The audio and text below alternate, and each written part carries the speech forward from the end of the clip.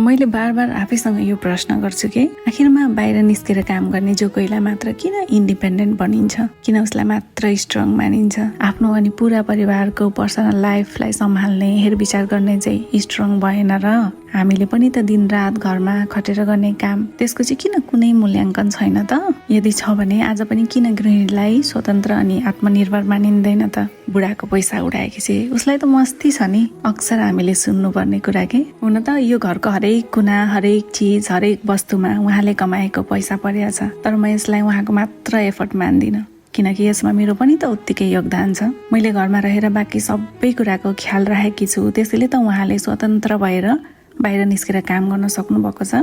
बिहान सबैभन्दा चाँडो उठेर भगवानलाई धन्यवाद गर्छु। कसलाई के मनपर्छ, कसलाई के चाहिन्छ, आज को आउँछ, कहाँ जानु छ, आफ्ना आफन्त, निम्तो, चुलो, मैले सकेसम्म हरेक चिज घरमै बनाएर खुवाउँछु। सबैको स्वास्थ्यको ध्यान राखेर पकाउँछु, त्यसैले उहाँ हेल्दी हुनुहुन्छ, एक्टिभ हुनुहुन्छ। यो मेरो कमाइ हो।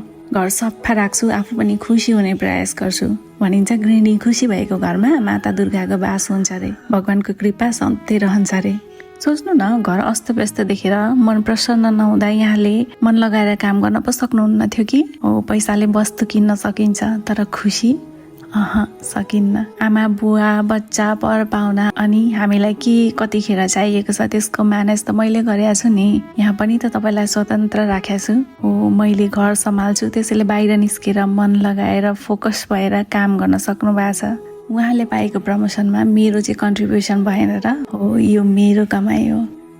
पैसाले घरका पर्खालहरू बनिन्छन्, तर त्यहाँ परिवार बसाउन गृहिणीको सबैभन्दा ठुलो भूमिका रहन्छ। हो, यो मैले कमाएको कमाइ हो। मैले दिनरात घरमा खटेर आफ्नो ड्युटी सम्झेर पुरै लगनशीलताको साथ गर्ने कामको मूल्य एकचोटि क्याल्कुलेट गर्नुहोस् त, तपाईँको क्याल्कुलेटरमा आएको अमाउन्ट हो। यो मेरो कमाइ